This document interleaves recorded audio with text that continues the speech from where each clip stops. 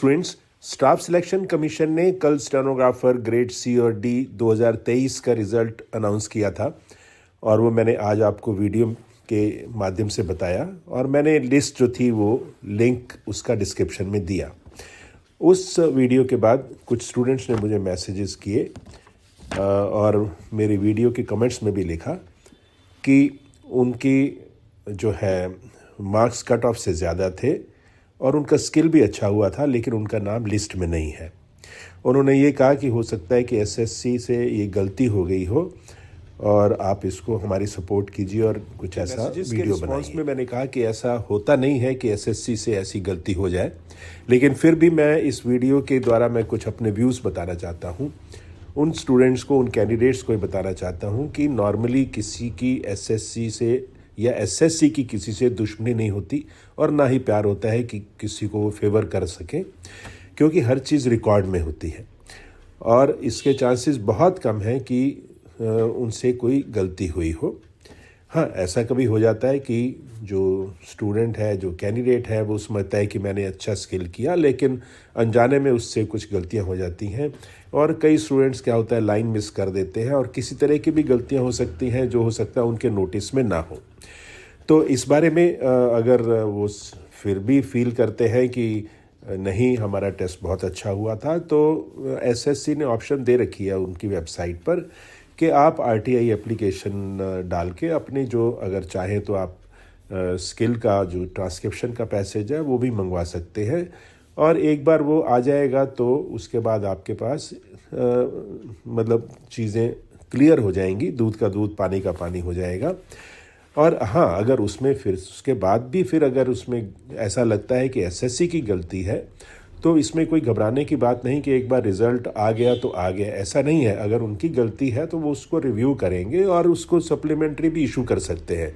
ऐसा कुछ नहीं है कि एक बार रिज़ल्ट आ गया और उनसे अगर गलती हो गई तो वो उसको करेक्ट भी कर सकते हैं।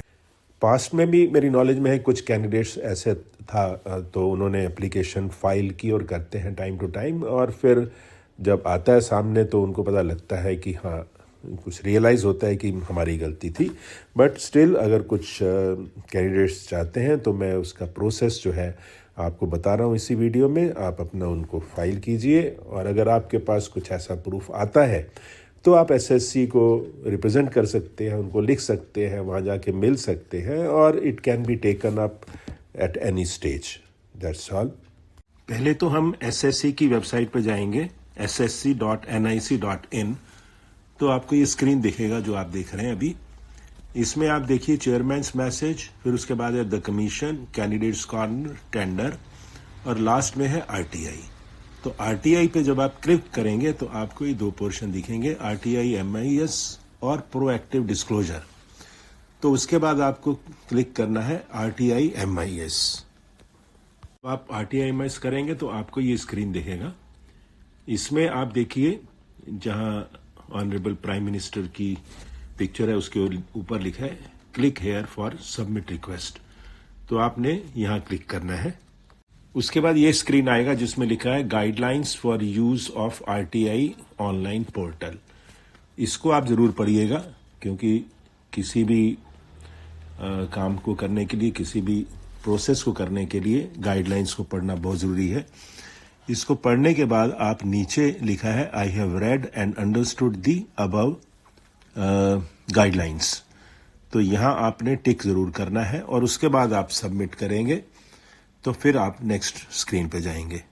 नेक्स्ट देखिए ये स्क्रीन दिखेगा। उसके बाद आपको इसमें आपने जाना है सर्च पब्लिक अथॉरिटी।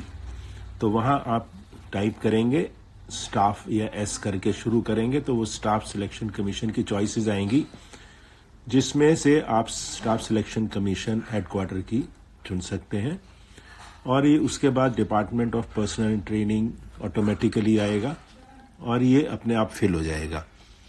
उसके बाद है ईमेल आईडी आपने देना है, अपना मोबाइल नंबर देना है इसी स्क्रीन में ही। इसके बाद नीचे सेकंड पोर्शन है personal details of RTI application. इसमें आपने नेम, जेंडर, एड्रेस, जो भी पिन कोड जो भी मांगा है इसमें आपने देना है।